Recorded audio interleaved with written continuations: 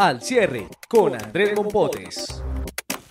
Bienvenidos, estamos en la sala de redacción del Tiempo. Hoy es lunes 10 de septiembre de 2018 y vamos a grabar Al cierre, el podcast con el cual analizamos las causas y las consecuencias de los temas más importantes del día. Y este lunes vamos a hablar de cuál es el impacto de las cartas que hemos conocido de los jefes de las FARC en las últimas horas, de qué se viene en relación con el caso de un fallo del Consejo de Estado que cambia las reglas para fijar los montos de las pensiones en el régimen de transición, de cuáles son esos teléfonos celulares que, según un estudio en Alemania, emiten demasiada radiación, y del partido de Colombia mañana contra Argentina.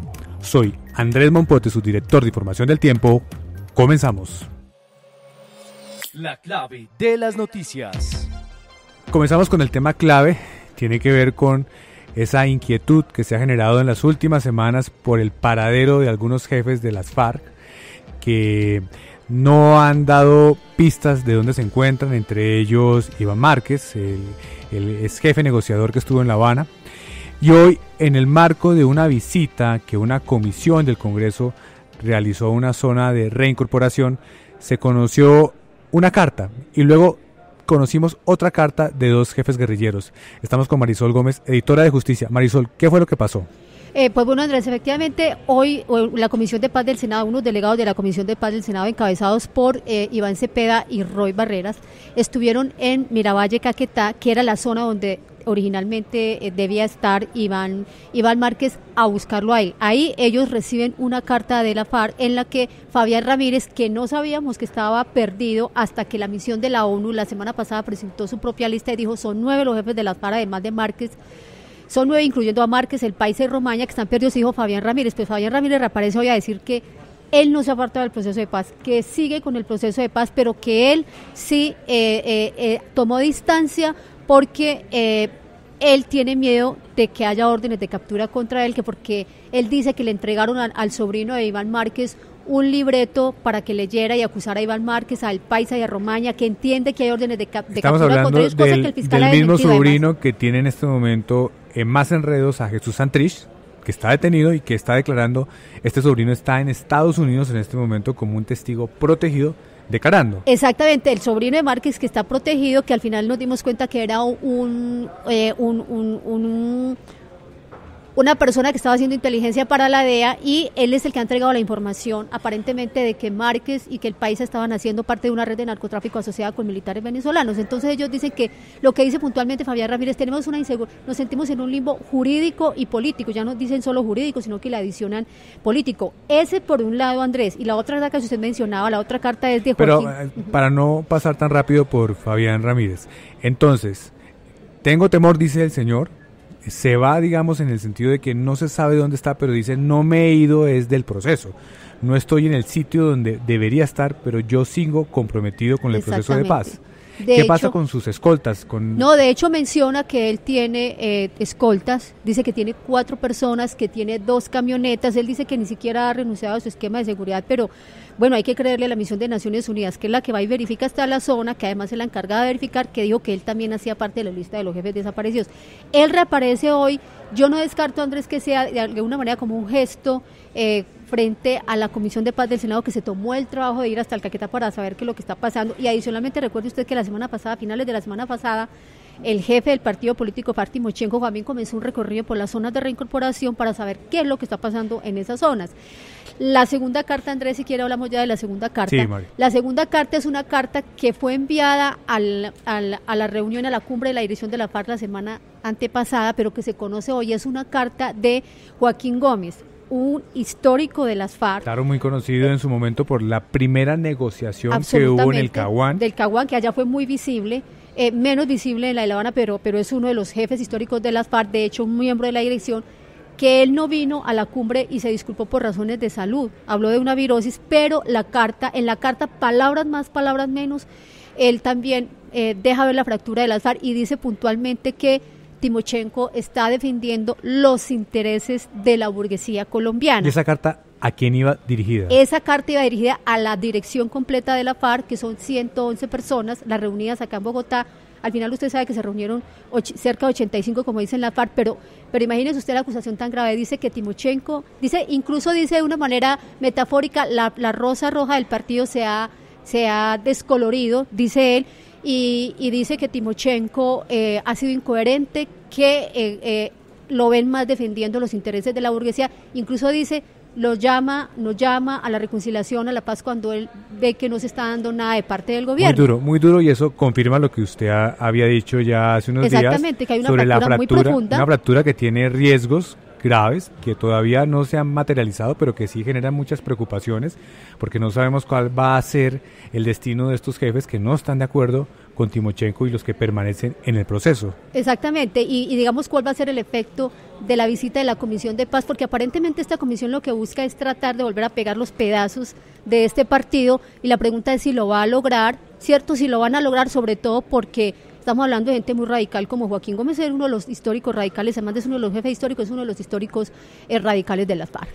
Eso para terminar, Marisol, entonces, ¿qué podemos esperar en los próximos días luego de conocer estas cartas y del resultado de la visita? Pues yo creo, Andrés, que lo más probable es que se provoque una reunión entre, otra vez, de la dirección del partido, que no vaya a ser tan lejos a final del año, sino una segunda cumbre muy pronta para ver si tratan de recomponer las cosas, pero bueno, no sabemos, a lo mejor las FARC terminen fracturadas, y no necesariamente algunos de las FARC volviendo a rearmarse, porque algunos están muy viejos ya, ¿sí? Pero en todo caso el partido sí está hoy ya partido, pues. Así es, Marisol, muchas gracias. Lo más leído en eltiempo.com. Y en el tema más leído tenemos un asunto de tecnología. Estamos con su editor, Wilson Vega, porque desde muy temprano reveló un informe de autoridades alemanas sobre los teléfonos que más producen radiación. ¿Qué dice ese informe, Wilson?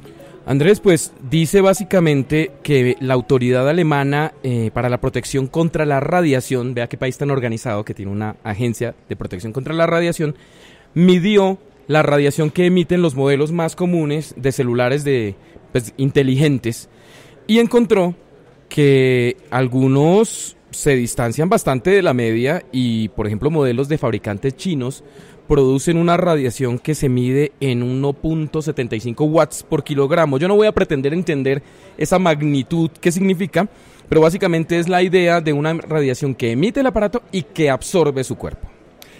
Y en ese caso viene el debate. ¿Eso cómo afecta a una persona? Porque todavía estamos en la controversia de si la radiación de los celulares inteligentes produce cáncer, por ejemplo. Usted bien lo sabe porque mucho tiempo hemos tocado este tema. Es un debate que sigue vivo, y la verdad es que estudio tras estudio ha fallado en concluyentemente demostrar alguna clase de amenaza para la salud. Hay personas que han sugerido que en todo caso es un tema que hay que prestarle atención. Hay personas que han sugerido que puede ser un factor de riesgo si se abusa del uso del celular, es decir, si usted se pasa horas con el teléfono pegado a la cabeza, pues hasta una cantidad mínima de radiación puede resultar nociva. Pero este listado debe ser leído con esa mirada que usted plantea, es decir, el hecho de que produzca más radiación un Xiaomi que un iPhone, por ejemplo, no quiere decir que el Xiaomi necesariamente le esté haciendo daño. Sin embargo, si a usted el tema le preocupa, pues debe saber que esa es una de las marcas que más radiación produce, y en ese sentido puede que le convenga por su tranquilidad usarlo con el manos libres. Le pregunto una cosa. Se supone que ese efecto de la radiación se produce más cuando uno está usando la llamada, o no sé si también consumiendo datos. Si una persona tiene el aparato apagado en un bolsillo de la camisa, del pantalón, ¿tiene también exposición a ese tipo de radiación? Si está apagado, no le tiene por qué producir ninguna, pero igual lo están atravesando las ondas de televisión, las de microondas, las de la telefonía celular que no está usando usted, las de radio. En un mundo de radiación. Por supuesto, y es una suerte que no lo veamos, Andrés, porque si no, imagínese el ruido visual que tendríamos en un mundo como el de nuestras ciudades, plagado de señales. Es básicamente una alerta. Usted toma la decisión de si quiere tener esos aparatos, porque el riesgo como tal puede existir, pero no está comprobado. Y como siempre, no abuse, y si lo va a usar mucho por razones de trabajo o de necesidad, cómprese en manos libres, son muy baratos y le evitan tener eso pegado a la cabeza todo el día. Wilson, muchas gracias. A usted. La cifra del día. Y en la cifra del día tenemos en realidad dos, 35 y 40. 35 para el caso de las mujeres y 40 para el caso de los hombres, que al año 1994 estaban en aquel momento del régimen de transición de la Ley 100 y que hoy, a través de un fallo del Consejo de Estado, se define unos topes, unos montos que tienen que ver con su liquidación de su pensión. Estamos con Mauricio Galindo, editor de Economía del Tiempo. Mauricio, ¿qué pasó?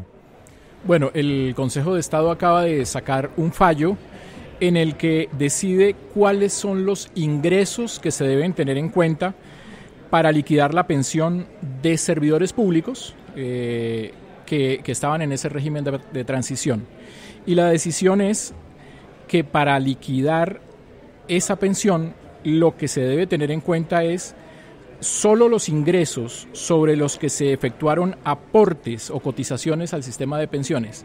Es decir, que si recibieron otro tipo de ingresos de su empleador, en este caso el sector público, si el empleador que era del gobierno les dio... viáticos, por ejemplo. Por ejemplo, que no, pero sobre eso no se hizo aporte, entonces esos viáticos no se deberían tener en cuenta para saber cuál es el monto de la pensión.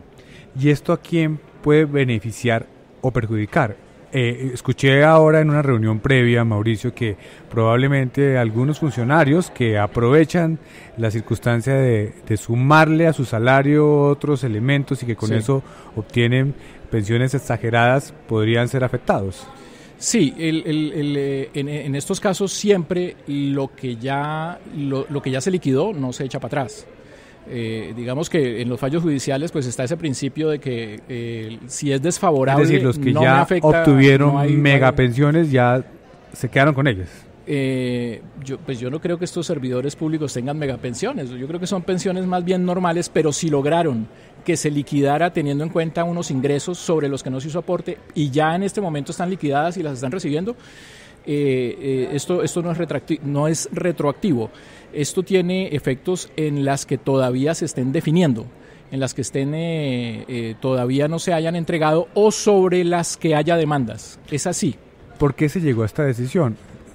¿El Consejo de Estado hace algún cálculo en relación con la manera en la que tal vez de manera inequitativa se estaban liquidando esas pensiones? Sí, el Consejo de Estado, entre otras cosas, echó atrás una decisión de una de sus salas en la que sí se permitía que se liquidaran las pensiones con dinero que entregaron, que se les pagó a los servidores públicos, pero sobre esos no se habían hecho aportes al sistema de pensiones. Entonces, la plenaria, la sala plena, tomó una decisión contraria a la que había tomado la sala. Seguramente lo que hace esto es, digamos, la razón de la sala plena es que la pensión que recibe una persona tiene que ser consecuencia de los aportes, consecuencia de lo que se aportó. Muy interesante. En un momento, Mauricio, en el que estamos discutiendo cómo vamos a mantener la posibilidad de que haya más personas pensionándose y todos con la garantía de que van a poder recibir esas mesadas. Y que seguramente vendrá otro régimen de transición para otros que ya estamos en esas edades. Así es, Mauricio, muchas gracias. Bueno, muchas gracias. Lo que viene para su información. Y en lo que viene vamos a hablar de deporte, del nuevo partido que le espera a la selección Colombia mañana frente a Argentina. Estamos con Pablo Romero de la sección de Deportes del Tiempo. Pablo, ¿qué tipo de alineación traen los argentinos para encontrarse con Colombia? Hola, ¿qué tal, Andrés? Bueno, entre sus principales novedades, Argentina va a tener un hombre que conocemos bien aquí, es el portero Armani, exportero Atlético Nacional, un hombre muy conocido y muy querido en Colombia, pues va a tener su oportunidad. Recordemos que él tuvo posibilidad en el Mundial, no le fue muy bien, sin embargo siguen las concentraciones del equipo. Recuérdeme una cosa, finalmente sí. Armani se nacionaliza. Él tiene como su colombiano, proceso de nacionalización. A proceso sí, de nacionalización, pero aún no ha finalizado. Nunca se cerró el proceso, por lo menos la Cancillería nunca confirmó de que ya se hubiera cerrado el proceso. Sin embargo, es algo que estaba ya muy avanzado antes de que Armani ya se pusiera la camiseta de la selección argentina, lo que descartó cualquier posibilidad de que atajara para Colombia. Bueno, curioso, pero además muy interesante. Sí. Lo quieren mucho en Colombia. Sí, es un arquero muy querido, muy recordado, tuvo una gran actuación aquí con Atlético Nacional y ha confirmado el DT Scaloni, que es el DT interino de Argentina. Recordemos que ellos también están en ese proceso de conseguir técnico, pues que una de sus novedades será Armani en la portería por Chiquito Romero, que es el arquero titular. Bueno, Armani va a tener esa oportunidad y se manejan otros nombres como posibilidades. Se espera que él tenga entre 7 y 8 cambios respecto a su último partido. Hombres como Icardi, que es otro de los jugadores importantes de Argentina que busca una posibilidad de estar en el equipo principal, y Dybala como las principales referencias que podemos tener del seleccionado argentino, que va a tener en el medio campo jugadores como Bataglia o Lo Celso, jugadores como Correa o también el propio Martínez. Es decir, es una Argentina que se viene también renovando y que tiene, como ya sabemos, la gran ausencia de Lionel Messi. Hoy el tema en Argentina pasa es por qué no se usa la camiseta número 10 de Lionel Messi. Le están guardando todo ese respeto, esperando que en algún momento... ¿Quién podría llevarla? No, nadie la va a usar, porque van a esperar hasta que Messi decida si va a volver o no va a volver a la selección argentina. Recordemos vuelve que la novela que ya habíamos vivido. Él había anticipado que no iba a volver, pero en Argentina lo siguen esperando y es un tema un poco más simbólico de decir nadie va a usar la camiseta 10. Es de lo que se está hablando mucho en Argentina por estos Pablo, días. hace 25 años fue el 5-0. Así es. Estamos hoy como Colombia y Argentina en términos de dimensión futbolística. Mucho más equilibrados, Andrés, pero hay que tener en cuenta que desde ese 5-0 a la fecha, tal vez, si no me falla la memoria, 2 partidos en los que hemos podido vencer a Argentina. Ellos han tenido superioridad, pero Colombia le ha hecho muy buenos partidos en las últimas eliminatorias, no con suerte en materia de resultados, pero sin embargo sí es un tema mucho más equilibrado. Si hace 25 años fue una sorpresa enorme y una gran historia para el fútbol colombiano, ahorita las cargas son mucho más parejas. Obviamente si no está Messi, pues eso también hace que el tema sea más equilibrado, pero recordemos que en Colombia tampoco está James Rodríguez. ¿Y para qué nos sirve a nosotros este partido? Bueno, teniendo en cuenta que no hay un técnico designado y que es un tema de urgencia para la selección nacional, el partido le sirve un poco para reafirmar sociedades. El tema, por ejemplo, Vaca-Falcao, que no jugaban juntos con Pekerman, lo hicieron en el partido pasado contra Venezuela y lo hicieron de buena manera. Esa posibilidad de darle más juego en la selección a Juan Fernando Quintero, que es el jugador sensación del momento, en la posición de James y haciéndolo de extraordinaria manera en ese partido contra Venezuela. Entonces, darle más esa responsabilidad a Quintero de que asuma esa posición de ser el armador de Colombia, sobre todo cuando no esté James y cuando esté James para poderlo apoyar. Y también para probar esos nuevos jugadores. En la alineación titular que va a tener Colombia este martes, se espera la presencia de Jason Murillo, defensor central que lleva más de 2 años sin venir a la selección, volvió y seguramente va a ser titular en este partido como una de las novedades, y Elivelton Palacios, porque recordemos Santiago Arias, el lateral titular, se lastimó las costillas, tuvo que salir de la concentración, viajó a Madrid ya para unirse a su club, así que ahí va a jugar Elivelton Palacios. Esas como las 2 novedades casi fijas que va a tener Colombia. Pablo, muchas gracias. Con gusto. Nos despedimos y los invitamos a que nos escuche también en la plataforma de Spotify y además ahora estrenando nuestra presencia en Apple Podcasts. Muchas gracias, nos vemos mañana.